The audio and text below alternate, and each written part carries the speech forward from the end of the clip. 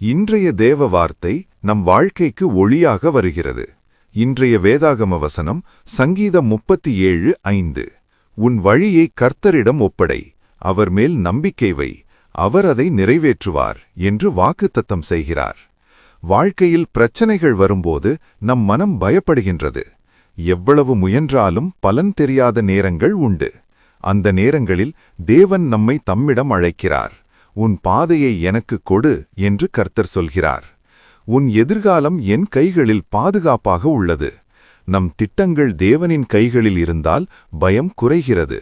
நம் குடும்பத்தையும் அவர் ஆசீர்வதிப்பார். தேவனில் நம்பிக்கை உள்ளம் நிறைந்த சமாதானம் தருகிறது. கர்த்தர் நம் கண்ணீரை காண்கிற தேவன். நம் பாரங்களை அவரிடம் ஒப்படைத்தால் ஓய்வு கிடைக்கும். அவர் தம் நேரத்தில் தம் காரியத்தை நிறைவேற்றுவார். நமக்கு தாமதம் போல தோன்றினாலும் தேவனுக்கு தாமதமில்லை. இன்று நம் வாழ்க்கையை முழுவதும் கர்த்தரிடம் ஒப்படைப்போம். அவர் நம் வாழ்க்கையை அழகாக நடத்துவார். கர்த்தர் மேல் நம்பிக்கை வைப்போம்.